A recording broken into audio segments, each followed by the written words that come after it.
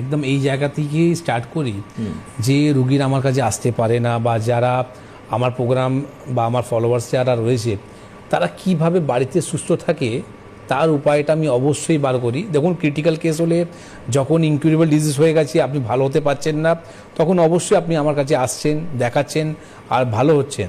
কিন্তু কিছু কিছু ব্যাপার আছে যেখানে আপনি বাড়িতেও কিন্তু ঠিক হতে পারেন, সেখানে আমার কাছে আসার কোনো প্রয়োজন নেই।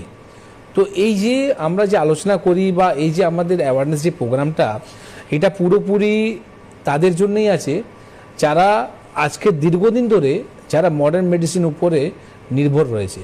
আজকে দেখুন, প্রেশার, সুগার, থাইরয়েড, কোলেস্ট্রল, বলতে গেলে মানে আমরা এই যে চারটে যে ডিজিজের নামটা বললাম, এটা কেউ ডিজিজ ভাবে না। কেউ জানে সকালবেলা ঘুম থেকে উঠে আমাকে গ্যাসের বড়ি খেতে হবে, প্রেশারের বড়ি খেতে হবে, কোলেস্ট্রলের বড়ি খেতে হবে, থাইরয়েডের বড়ি খেতে হবে, এরা এরকম দীর্ঘদিন খেয়ে যাচ্ছে। কিন্তু কোনোদিন কি এটা স্টপ হবে না? বা এই যে দীর্ঘদিন ধরে যে ওষুধগুলো খাচ্ছে তার একটা তো সাইড ইফেক্ট আছে। এই সাইড ইফেক্টের জন্য আজকে আমাদের ইম্পর্টেন্ট অর্গ্যান, ভালো ভালো অর্গ্যানগুলো আজকে নষ্ট হচ্ছে। তো কেন আমরা অর্গ্যানকে নষ্ট করব? আগে জানুন সাবজেক্টটা কি। আজকে যে আমাদের সাবজেক্টটা রয়েছে কোলেস্ট্রল, ঠিক না? তো আমি তো বলি কোলেস্ট্রল তো কোনো ডিজিজ নয়, এটা তো আমাদের একটা লাইফস্টাইলের মধ্যে যখন আমরা ভুলভাল করি তখনই কিন্তু কোলেস্ট্রলটা বাড়ে। আর এবার কোলেস্ট্রল বাড়লে আপনার অনেক কিছু কিন্তু হতে পারে, মানুষের কিন্তু মৃত্যু হতে পারে।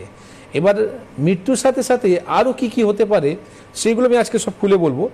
আর কি করলে আমরা ভালো হব, বা দীর্ঘদিন ধরে যারা কোলেস্ট্রলের ওষুধ খাচ্ছে তারা কি করে কোলেস্ট্রল ওষুধটা ছাড়বে, বা কোলেস্ট্রল ওষুধটা ছেড়ে দেওয়ার পরেও কি করে লিপিড প্রোফাইল তার কিন্তু নর্মাল হবে, এই উপায়টা আপনাকে বলবো। তো প্রত্যেক দিনের মতন আজকেও পেন কপি নিয়ে বসবেন। আমি আজকে অবশ্যই আপনাদেরকে জানাবো কি করে কোলেস্ট্রল থেকে আমরা মুক্তি পেতে পারি। কারণটা হচ্ছে কি, আজকে কোলেস্ট্রল লেভেল যখন আমাদের হাই হয়ে যায় তখন আমাদের ব্লাডের কিন্তু ক্লটিং হতে চালু হয়ে যায়, প্রেশার বাড়তে পারে, হার্ট অ্যাটাক হতে পারে, প্যারালাইসিস হতে পারে। আর তো আর আমি বলেছি গলব্লাডারের মধ্যে যে পাথরটা হয়, এই পাথর তো আমরা খাই না, তাহলে এই পাথর হচ্ছে কোথা থেকে? কোলেস্ট্রলে যে ময়লাটা, মানে যাকে বলা স্লাজ। অনেকজন দেখবেন যখন সোনোগ্রাফি রিপোর্টটা হয়, ইউএসজি রিপোর্টটা হয়, সেখানে দেখা যায় কি গলব্লাডারের মধ্যে আপনার স্লাজগুলো হচ্ছে। স্লাজ মানেটা কি? ময়লাটা হচ্ছে। এই ময়লাটা আসছে কোথা থেকে? কোলেস্ট্রল থেকে। তো কোলেস্ট্রলে যে ময়লাটা যে জমছে সেটাই কিন্তু পাথরের রূপটা নেয়, যেটা হচ্ছে গলব্লাডারের পাথর, যেখানে বেরোনো কোনো রাস্তা নেই। সেটা ছেড়ে দিন, আমি উইদাউট সার্জারিও অনেক কেস সলভ করেছি যেখানে আর পাথর আর নেই। কিন্তু মডার্ন মেডিসিনে যদি আপনি বলেন, সেখানে আপনার পাথর নয়, আপনাকে গলব্লাডারকে বাদ দিয়ে দিতে বলে। সেটা পরে সাবজেক্ট, যেদিন গলব্লাডার নিয়ে আলোচনা করব সেটা ডিটেলস আপনাকে বোঝাবো। কিন্তু প্রবলেমটা হচ্ছে আজকে যে যেখানে থেকে আমরা স্টার্ট করলাম, কোলেস্ট্রল লেভেলকে আমরা কি করে আজকে নর্মাল করব। তো অবশ্যই দেখুন, কিছু মানুষরা জানে খাসি মাংস খেলে, ডিম খেলে এগুলো কোলেস্ট্রল লেভেলটা বাড়ে আমাদের। রান্নাতে কম তেলে রান্না করতে হয়, ঠিক আছে, ব্যায়াম করতে হয়, জল বেশি করে খেতে হয়, টেনশন ফ্রি থাকতে হয়, রাত্রিবেলা তাড়াতাড়ি ঘুমোতে হয়।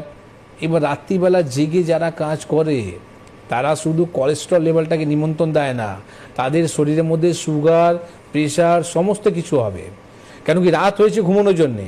এবার রাত মানে প্রকৃতি থেকে আপনি যদি বিপরীতে যদি কাজ করেন তাহলে কিন্তু আপনার শরীর কিন্তু তাড়াতাড়ি নষ্ট হবে।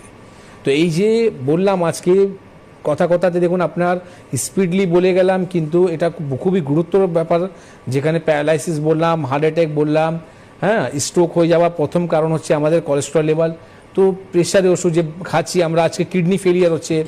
তো এই জায়গা থেকে কি করে আমরা বার হব বা কি করে আমরা সুস্থ থাকবো তার উপায়টা আপনাকে বলবো। একদম।